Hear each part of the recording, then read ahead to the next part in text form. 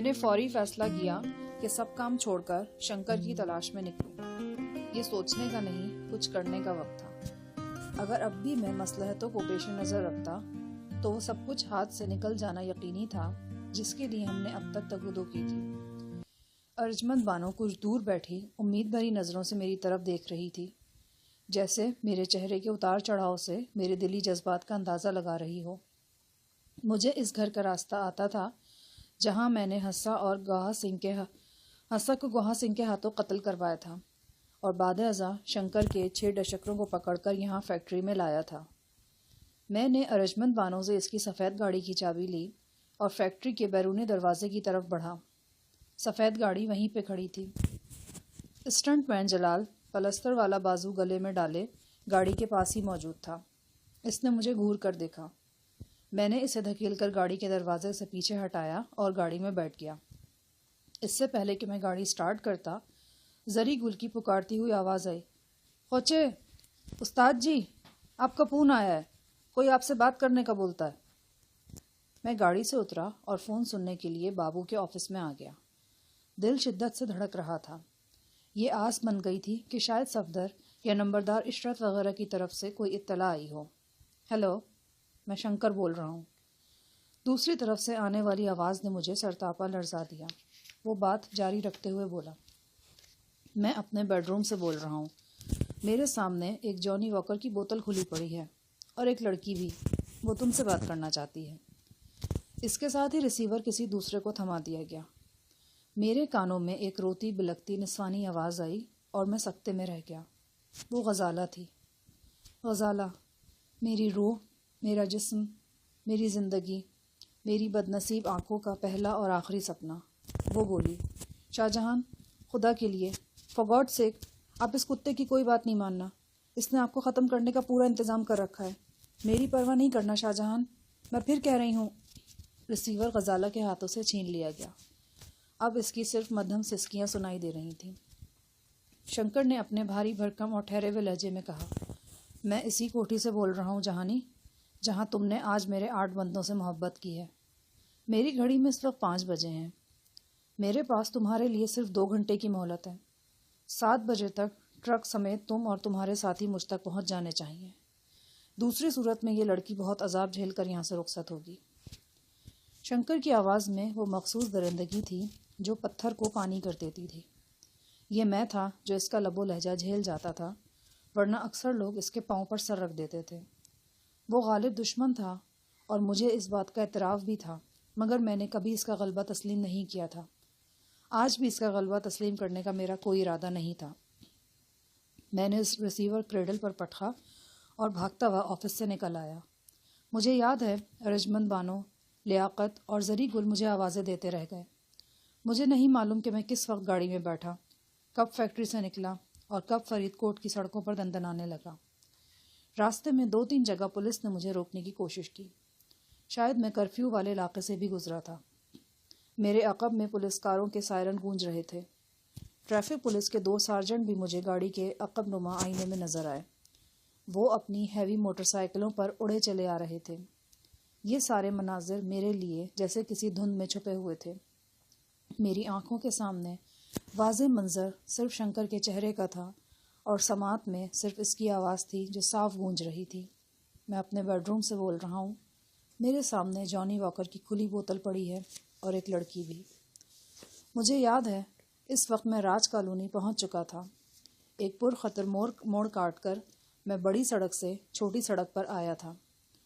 اس وقت اچانک مجھے اپنے عقب میں آہٹ سنائی دی۔ میں نے مڑ کر دیکھا اور میرا دایاں پاؤں بے ساختہ بریک پیڈل دباتا چلا گیا۔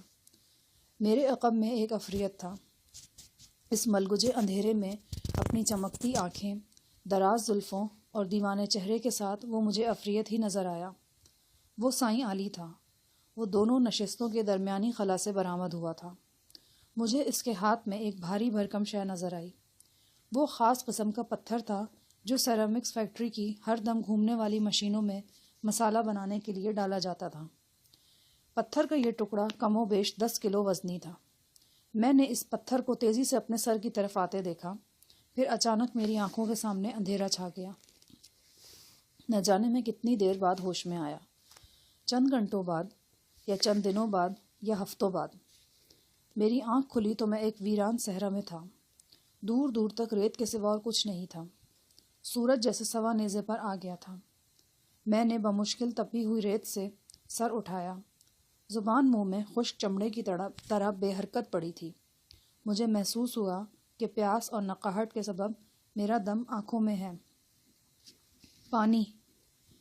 میں نے جسم و جاں کی پوری قوت سے اپنی ضرورت کا اظہار کیا، لیکن یہ اظہار صرف مجھ تک ہی محدود رہا۔ آواز میرے حلق کی بھول بھلائیوں سے باہر ہی نہیں نکل سکی۔ میں نے سوچا، شاید میں مر رہا ہوں۔ شاید اسی کیفیت کو جان کنی کا عالم کہتے ہیں۔ اسی وقت میری نگاہ اپنے پہلو کی طرف اٹھی اور میں سکتے میں رہ گیا۔ میرے بائیں ہاتھ پر کسی کا سر دھرا تھا۔ وہ غزالہ تھی۔ اس کی آنکھیں بند تھیں اور چہرے پر آبلے سے پڑے تھے۔ میری نگاہ اس کے ہونٹوں پر اٹک کر رہ گئی۔ ان ہونٹوں پر جمی ہوئی سفید پپڑیاں گواہ تھی کہ کئی روز سے یہ لب پانی کو ترس رہے ہیں۔ معلوم نہیں وہ زندہ تھی یا مر چکی تھی۔ میں اسے اٹھ کر دیکھنا چاہتا تھا، لیکن نہ میں خود میں اتنی جرأت پا رہا تھا اور نہ ہی توانائی۔ یہ سب کیا ہے؟ میں نے خود سے سوال کیا۔ وہ سب خواب تھا جو میں دیکھ رہا تھا، یا یہ خواب ہے جو میں دیکھ رہا ہوں؟ شاید وہی خواب تھا، کیونکہ اتنے دردناک خواب کے بعد بیداری لازم ہو جاتی ہے۔ اور واقعی ان جان لیوا لمحات میں مجھے محسوس ہوا کہ میں اب تک جیسے خواب دیکھتا رہا ہوں۔ چٹے پل والی حویلی، زر و جواہر سے بھرے ہوئے 25 صندوق، صفدر، زری گل، ارجمند، افراہیم، اور پھر انڈیا کی سرحد، انڈیا کی سرزمین، فضلکا کا صرافہ بازار، فرید کوٹ کی کرفیو زدہ گلیاں، اور وہ سائیں علی۔ سب خواب تھا، ایک عجیب و غریب اور طویل خواب۔ اگر یہ سب خواب تھا تو پھر وہ اطلاع بھی خواب تھی جو مجھے غزالہ کے حوالے سے ٹیلی فون پر ملی تھی، اور جس کے نتیجے میں 2 بدنام اسٹریٹ فائٹرز المعروف جہانی استاد اور شنکر کے درمیان ایک خونریز لڑائی ہونے والی تھی۔ میں نے اپنا ہاتھ بمشکل غزالہ کے سر کے نیچے سے نکالا اور اسے کندھے سے تھام کر جھنجھوڑا۔ وہ بے حس و حرکت رہی۔ اس کی سانس چل رہی تھی، لیکن مدھم تھی۔ میں نے خود کو کوہنیوں کے بل ریت سے چند انچ بلند کیا اور چاروں طرف نگاہ دوڑائی۔ ریت اور دھوپ کے سوا کچھ دکھائی نہیں دیتا تھا۔ ناتوانی کے سبب آنکھیں بند ہونے لگیں۔ میں نے خود کو دوبارہ سلگتی ریت پر پھینک دیا۔ ایسے میں میری نگاہ دور اوپر نیلے جاویدانی آسمان پر پڑی۔ وہاں گدھ منڈلا رہے تھے۔ اپنے سر پر ان مردار خور پرندوں کو منڈلاتے دیکھ کر میں سوچنے لگا کہ ہو سکتا ہے 10-20 منٹ یا گھنٹے 1.5 گھنٹے بعد اس سلگتی ریت پر میری جھلسی ہوئی لاش پڑی ہو۔ اگر ایسا ہو گیا تو پھر دور اوپر اڑتے ہوئے یہ گدھ نیچی پرواز کرنے لگیں گے۔ پھر وہ ایک ایک کر کے ریت پر اتریں گے، کچھ دیر فاصلے پر کھڑے ہو کر مجھے گھورتے رہیں گے۔ تب ایک توانا اور نسبتاً دلیر گدھ آہستہ آہستہ چلتا میرے پاس پہنچ جائے گا، ایک لمحے کے لیے میری آنکھوں میں جھانکے گا اور اچھل کر سینے پر آ بیٹھے گا۔ اس کی چونچ میرے چہرے سے گوشت نوچنے لگے گی۔ توانا گدھ کو مصروف کار دیکھ کر دوسرے گدھ بھی اچھل اچھل کر آئیں گے اور میرے جسم پر اپنی اپنی جگہ سنبھال لیں گے۔ چند گھنٹے بعد اس تپتی ہوئی ریت پر صرف ہڈیوں کا ایک ڈھانچہ پڑا رہ جائے گا۔ شاید اس کے بعد غزالہ کے خوبرو جسم کے ساتھ بھی یہی سلوک ہو۔ چلچلاتی دوپہروں اور خنک راتوں میں یہ 2 انسانی ڈھانچے یوں ہی بے گور و کفن پڑے رہیں گے۔ پھر ریت کی تہے دھیرے دھیرے ان ڈھانچوں پر 2 قبریں بنا دیں گی۔ ان میں سے ایک قبر اس شاہجہان کی ہوگی جو خود کو جہانی استاد کہلاتا تھا اور جرائم کی دنیا کے بڑے بڑے جگاتری جس کے سامنے سرنگوں ہوتے تھے۔ دوسری قبر اس لڑکی کی ہوگی جو اس بدنام شخص سے پیار کرتی تھی اور بے شمار مرتبہ زک اٹھانے کے باوجود اس کی زندگی سے نکلنے پر آمادہ نہیں تھی۔ ایک بار پھر ہمت کر کے میں نے ریت سے سر اٹھایا۔ میری نگاہ اپنے لباس پر پڑی۔ لباس پر کئی جگہ خون کے دھبے تھے۔ ایسے ہی چند چھوٹے چھوٹے دھبے غزالہ کے لباس پر بھی تھے۔ اس کا ایک رخسار خون آلود تھا۔ معلوم نہیں یہ خون اس کے رخسار سے بہا تھا یا یہ میری ہتھیلی سے بہنے والا خون تھا جو اس کے رخسار پر لگ گیا تھا۔ گرمی کی شدت سے یہ خون بھی ہمارے مقدر کی طرح سیاہ ہو رہا تھا۔ مجھے یاد آیا کہ بے ہوش ہونے سے پہلے میں بابو لیاقت کی فیکٹری میں تھا۔ وہاں شنکر کا فون آیا تھا۔ اس کی منحوس زبان سے ادا ہونے والا شیطانی جملہ مجھے ابھی تک یاد تھا۔ اس نے کہا تھا کہ میرے سامنے شراب کی ایک کھلی بوتل پڑی ہے اور ایک لڑکی بھی۔ پھر اس نے مجھے غزالہ کی آواز سنائی تھی۔ میں دنیا و فہمہ سے بے خبر ہو کر شنکر کے ٹھکانے کی طرف لپکا تھا۔ میں نے ٹریفک اور کرفیو کی کئی خلاف ورزیاں کی تھی۔ میری گاڑی کے عقب میں پولیس کی گاڑیاں تھیں اور بہت سے سائرن گونج رہے تھے۔ پھر اچانک 2 نشستوں کے درمیانی خلا سے سائیں علی کسی آسیب کی طرح برآمد ہوا تھا اور اس نے میرے سر پر ایک وزنی پتھر سے ضرب لگا کر مجھے بے ہوش کر دیا تھا۔ چوٹ کا خیال آتے ہی میرا ہاتھ خود بخود سر کی طرف اٹھ گیا۔ سر کے درمیانی حصے پر پٹی بندھی ہوئی تھی اور اس پٹی کو تھوڑی کے نیچے سے نکال کر کان کے قریب گرا دے دی گئی تھی۔ یہ سب کیا ہوا ہے اور کیسے ہوا؟ میں نے ذہن پر زور دیا۔ ایک شدید ٹیس سر میں اٹھی اور میں نے بے حال ہو کر سر دوبارہ ریت پر ڈال دیا۔ آنکھوں میں اب اندھیرا سا چھانے لگا تھا۔ اس وقت میری سب سے اہم ضرورت پانی تھا، ٹھنڈا میٹھا شفاف پانی جو لبوں کو تر کر کے میرے حلق میں اترتا اور جاں بلب جسم میں زندگی کی لہر دوڑا دیتا۔ خواب کا سما تھا، لیکن بہت دہشتناک خواب کا سما۔ گزرنے والے ہر لمحے کے ساتھ شدید ترین نقاہٹ غالب آتی جا رہی تھی۔ میں نے آنکھیں بند کر کے جسم و جاں کی پوری قوت پھیپڑوں میں سمیٹی اور پورے زور سے چلایا، کوئی ہے؟ حلق سے ایک آواز برآمد ہوئی، لیکن یہ آواز مدھم ہونے کے علاوہ عجیب و غریب بھی تھی۔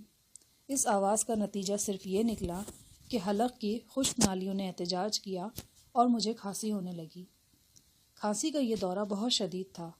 میں کھانستے کھانستے الٹ گیا۔ جب سانس لینے کے لیے میں نے ہوا اندر کھینچی تو گرم ریت منہ اور نتنوں میں گھس گئی۔ میں دائمی نیند سونے والا ہوں۔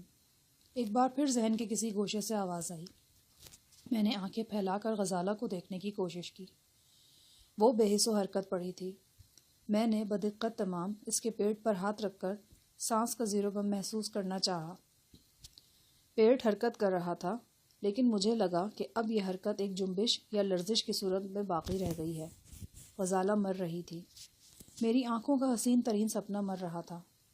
نامعلوم سمت سے امڑنے والی تاریکیاں میرا سب کچھ ہڑپ کرنے والی تھیں۔ نہ جانے مجھ میں کہاں سے اتنی ہمت آئی کہ میں اٹھ بیٹھا۔ میں نے اپنے پاؤں پر کھڑا ہونے کی کوشش کی اور اس میں کامیاب ہوا، لیکن ایک دم پھر میری تھوڑی گرم ریت سے ٹکرائی اور جسم کو ایک شدید جھٹکا لگا۔ میں اوندھے منہ ریت پر گرا تھا، لیکن مجھے یہی لگا کہ کھڑے کھڑے ایک دم میری تھوڑی ریت سے جا ٹکرائی ہے۔ گرنے کا عمل کب اور کیسے مکمل ہوا مجھے بالکل خبر نہیں ہوئی۔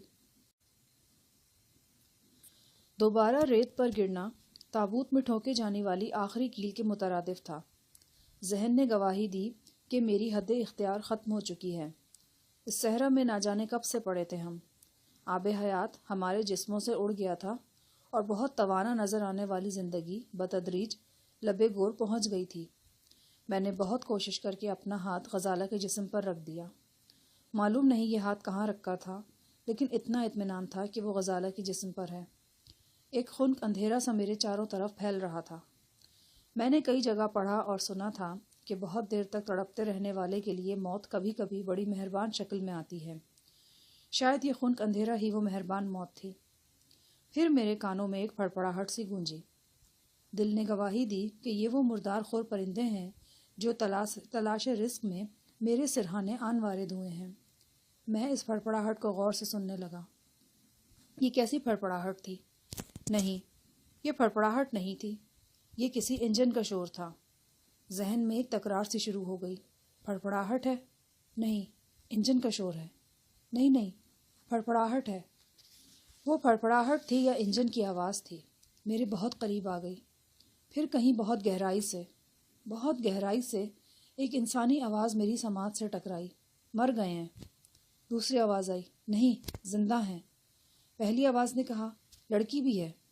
تیسری آواز کسی اور زبان میں تھی، شاید عربی میں۔ عربی میری سمجھ نہیں آئی۔ ہاں، یہ شبہ ضرور پیدا ہوا کہ شاید میں مر چکا ہوں۔ میں کسی بہت ٹھنڈی جگہ پر تھا۔ میرے ترسے ہوئے لب پانی کے لمس سے آشنا ہو رہے تھے۔ ٹھنڈا پانی گھونٹ گھونٹ میرے حلق میں اتر رہا تھا اور جسم کا حصہ بن کر توانائی اور زندگی میں ڈھل رہا تھا۔ دھیرے دھیرے میں اپنے حواس میں آنے لگا اور ارد گرد کے ماحول سے آشنا ہونے لگا۔ 2 افراد مجھ پر جھکے ہوئے تھے۔ ان میں سے ایک فربا چہرے والا ہندو تھا۔ اس کے ماتھے پر قشقہ کھچا ہوا تھا۔ دوسرا ایک گھنی مونچھوں والا سرخ و سفید شخص تھا۔ وہ کبھی کبھی عربی لہجے میں انگلش بولنے لگتا تھا۔ میں ایک نہایت شاندار جیپ نما گاڑی میں تھا۔ گاڑی ایئر کنڈیشن تھی۔ بڑے بڑے شیشوں سے باہر دہکے ہوئے صحرا کا جان لیوا منظر بہت قریب ہونے کے باوجود بہت دور محسوس ہو رہا تھا۔ اچانک مجھے غزالہ کا خیال آیا اور میں نے پوری آنکھیں کھول دیں۔ کونیوں پر زور دے کر میں اپنی نشست سے تھوڑا سا بلند ہوا۔ ساتھ والی نشست پر کوئی میری ہی طرح لیٹا ہوا تھا۔ ایک شخص بڑی محویت کے عالم میں اس پر جھکا ہوا تھا۔ وہ غزالہ نہیں تھی، وہ سائیں علی تھا۔ میں اسے دیکھ کر ششدر رہ گیا۔ میرے وہم و گمان میں بھی نہیں تھا کہ میں اسے گاڑی میں اپنی ہی جیسی حالت میں پاؤں گا۔ اس کے سر کے بالوں اور داڑھی میں ریت کے ذرات چمک رہے تھے۔ سیاہ ہونٹوں پر پپڑیاں جمی تھیں اور چہرہ صحرا کی گرمی سے جھلسا ہوا تھا۔ سائیں علی پر جھکا ہوا شخص ایک گیلا تولیہ اس کے چہرے پر پھیر رہا تھا اور ساتھ ساتھ اس کا شانہ جھنجھوڑتا جا رہا تھا۔ سائیں کی آنکھیں بند تھیں۔ غزالہ کہاں ہے؟ یہ سوال تیر کی طرح میرے سینے میں پیوست ہو گیا۔ میں غزالہ کو دیکھنے کے لیے اٹھ بیٹھا۔ وہ اس گاڑی میں موجود نہیں تھی۔ مجھے طبی امداد دینے والوں نے میرے شانے تھام لیے اور مجھے دوبارہ لیٹنے پر مجبور کرنے لگے، لیکن اب میں اتنا نحیف نہیں رہا تھا۔ میں نے اپنے شانوں پر ان کا دباؤ قبول کرنے سے انکار کیا اور اٹھ کر بیٹھ گیا۔ وہ لڑکی کہاں گئی ہے؟ میرے حلق سے کمزور سی آواز بلند ہوئی۔ عربی لب و لہجے والے نے انگلش میں کہا، don't worry, she is here. ہندو نے مترجم کے فرائض انجام دیتے ہوئے کہا، گھبراؤ مت، وہ یہیں ہے۔ اس نے سامنے والی گاڑی میں اس ونڈ اسکرین کی دوسری جانب اشارہ کیا۔ وہاں ایک شاندار لینڈ کروزر کھڑی تھی۔ کھڑکیوں پر نیلگوں پردے کھچے ہوئے تھے۔ میں اپنی ساتھی کو دیکھنا چاہتا ہوں، مجھے اس کے پاس لے چلو۔ میں نے نشست سے پاؤں نیچے لٹکاتے ہوئے کہا، آرام سے بیٹھے رہو۔ اس مرتبہ انگریزی بولنے والے عربی نے تہمکانہ لہجہ اختیار کیا اور اپنے ملازمین کو آنکھوں میں کوئی ہدایت جاری کرتا ہوا گاڑی سے باہر نکل گیا۔ سائیں علی نے اب آنکھیں کھول دی تھیں، تاہم وہ چت لیٹا تھا اور خالی نظروں سے گاڑی کی چھت کو دیکھ رہا تھا۔ اس کے سرہانے بیٹھے ہوئے شخص نے پانی میں گلوکوز حل کیا اور چمچ سے اسے پلانے لگا۔ غالباً یہی محلول مجھے بھی پلایا جاتا رہا تھا۔ میں نے ذرا عاجزانہ لہجہ اختیار کرتے ہوئے اپنے تیمارداروں سے پوچھا، میں کہاں ہوں؟ ہم یہاں کیسے پہنچے ہیں؟ میرے ساتھ اور کون کون ہیں؟ گندمی رنگ والے ایک بابو نے کہا، تم لوگوں کی گاڑی ادھر اوپر ایک گڑھے میں پھنس کر الٹ گئی تھی۔ ڈرائیور موقع پر ہی ہلاک ہو گیا۔ وہ گاڑی کے نیچے آ گیا تھا۔ یہ تمہارا ساتھی گاڑی کے اندر پھنسا ہوا تھا اور بے ہوش تھا۔ تم اور وہ لڑکی نیچے ریت پر پڑے تھے۔ تم کس گاڑی اور کون سے ساتھیوں کی بات کر رہے ہو؟ یہ کون سی جگہ ہے؟ میں کچھ بولتے بولتے چپ سا ہو گیا۔ بولو، چپ کیوں ہو گئے؟ ویسے تمہاری گاڑی پر فیروز پور کی نمبر پلیٹ لگی ہے اور ڈرائیور کی جیب سے ایک رقعہ بھی ملا ہے، جس سے پتہ چلتا ہے کہ تم لوگ بیکانیر جا رہے تھے، کسی سردار سریندر سنگھ کے پاس۔ بیکانیر؟ سردار سریندر؟ فیروز پور کی گاڑی؟ یہ باتیں میری سمجھ سے باہر تھیں۔ تاہم بیکانیر کے حوالے سے مجھے یہ سمجھا دیا گیا کہ ابھی تک ہم بھارت میں ہی ہیں اور غالباً راجستھان کے صحرائی علاقے میں ہیں۔ میں نے اپنے تیمارداروں سے اپنے خیال کی تصدیق چاہی تو معمولی تذبذب کے بعد ایک نے تصدیق کر دی۔ وہ بولا، ہم ناگور کے نواحی علاقے میں ہیں۔ یہ ایک شکار پارٹی ہے۔ مہاراج رتن سنگھ اپنے کچھ دوستوں کے ہمراہ ہرن کے شکار پر نکلے ہوئے ہیں۔ میں نے پوچھا، ابھی جو یہاں عربی صاحب بیٹھے تھے وہ کون تھے؟ وہ بھی ہز ہائنس کے ایک دوست ہیں، امارات سے خاص طور پر شکار کے لیے آئے ہوئے ہیں۔ سب سے پہلے انہوں نے ہی اپنی دوربین سے تمہیں دیکھا تھا، جبکہ اگر وہ نہ دیکھتے تو شاید ہم اپنے راستے پر سیدھے نکل چلے جاتے، اور تم لوگوں کو تو ان کا احسان مند ہونا چاہیے۔ عرب شکاری کے ذکر نے میرے کچھ پرانے زخموں کے کھرنڈ اتار دیے۔ مجھے امارات کا وہ امیر زادہ یاد آ گیا جس نے کروڑ پکا میں میری جمی ہوئی زندگی اکھاڑی تھی اور نتیجے میں میرے ہاتھوں سے جہنم واصل ہوا تھا۔ میں نے شاہ جہان سے جہانی استاد تک کا جو طویل سفر طے کیا تھا، اس میں امارات کا وہ امیر زادہ راشد بن ارشد سنگ میل کی حیثیت رکھتا تھا۔ 1.5-2 گھنٹے پہلے میں جاں بلد تھا، لیکن گلوکوز ملا پانی جسم میں اترنے کے بعد جیسے تمام امراض اور دل درد دور ہو گئے تھے۔ بس ایک نقاہٹ سی باقی تھی جو بتدریج کم ہو رہی تھی۔ میرے تیمارداروں کی نگاہ بار بار میرے سر کی پٹی کی طرف اٹھ جاتی تھی۔ یہ سامنے کی بات تھی کہ میرے سر پر پہلے سے زخم موجود تھا۔ آخر سانولے رنگ والے شخص نے اس زخم کے بارے میں پوچھ ہی لیا۔ میں نے اسے بتایا کہ یہ زخم 2-3 روز پرانا ہے۔ میرے ادھورے جواب نے ان دونوں کے تجسس کو ہوا دی اور وہ میرے بارے میں مزید جاننے کے لیے بےتاب ہو گئے۔ میں سخت مشکل میں تھا۔ میں انہیں اپنے اصل حالات سے آگاہ نہیں کر سکتا تھا۔ میں جو بھی بیان دیتا وہ من گھڑت ہوتا، لیکن مجھے یہ معلوم نہیں تھا کہ غزالہ ہوش میں آ کر کیا بیان دے گی، اور غزالہ کے علاوہ اور کون کون شخص یہاں موجود ہے جو میرے بیان کی تردید کر سکتا ہے۔ میں سخت گفتگو میں تھا جب ایک آواز نے میری مشکل آسان کر دی۔ یہ اسی سرخ و سفید عربی کی آواز تھی جو خاکی قمیص اور پتلون میں ملوث تھا۔ جیپ کا اگلا دروازہ کھول کر اس نے سانولے شخص کو نارائن کاکا کہہ کر مخاطب کیا اور انگریزی میں اس سے کہا کہ جیپ سے باہر آ جاؤ۔ نارائن باہر نکلا تو میں بھی اس کے پیچھے لڑکھڑاتا ہوا باہر آ گیا۔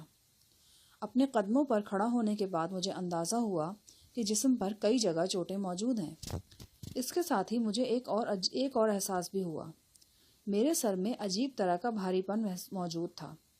شک گزرا کہ مجھے خواب آور انجیکشن لگایا جاتا رہا ہے یا پھر کوئی ایسی دوا پلائی جاتی رہی ہے۔ میرا دھیان اپنی رسٹ واچ کی طرف گیا اور میں بری طرح چونک گیا۔ 28 تاریخ تھی اور دن کے 12:30 بجے تھے۔ اس کا مطلب تھا کہ میں تقریباً 48 گھنٹے بے ہوش رہا ہوں۔ ظاہر ہے اتنی طویل بے ہوشی کسی خواب آور دوا ہی کی مرہون منت تھی۔ جیپ سے نکلتے ہی ایک بار پھر صحرا کی گرم ہوا نے جسم پر تازیانے برسانے شروع کر دیے۔ نارائن نامی شخص عربی کے پیچھے چلتا ہوا ایک ڈھلان طے کرنے لگا۔ میں بھی ان کے پیچھے چل دیا۔ اس ریتیلی ڈھلان پر غزالہ اور میں موت و حیات کی کشمکش میں مبتلا ہوئے تھے۔ ہموار ریت پر گو اب قدموں کے نشانات، بہت سے نشانات نمودار ہو چکے تھے، لیکن ہمارے جسموں اور ہاتھ پاؤں کے نقوش ابھی تک پہچانے جا رہے تھے۔ شواہد سے اندازہ ہوتا تھا کہ ہم دونوں بلندی سے لڑکے تھے اور قریباً 20 گز لڑکنے کے بعد نسبتاً ہموار جگہ پر ٹک گئے تھے۔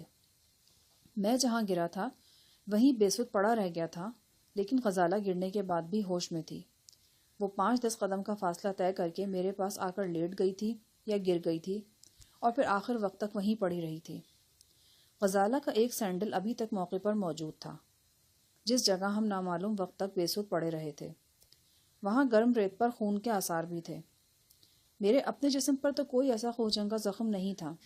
ممکن تھا یہ غزالہ کے لہو کے دھبے ہوں۔ میں اسے دیکھنے کے لیے بے قرار ہو گیا۔ وہ شاندار وسیع و عریض جیپ قریب ہی کھڑی تھی جس میں غزالہ کو طبی امداد دی گئی تھی۔ ایک کھڑکی کا نیلا پردہ تھوڑا سا سرکا ہوا تھا۔ میرا دل چاہا کہ آگے بڑھ کر اس پردے میں سے ادھر جھانکوں، لیکن اس سے پہلے کہ میں جیپ کی طرف بڑھتا اس کا دروازہ خود بخود کھل گیا۔ ایک ملازم صورت شخص ہاتھ میں چھوٹی سی ٹرے لیے باہر نکلا۔ میری نگاہ اس کے عقب میں غزالہ پر پڑی۔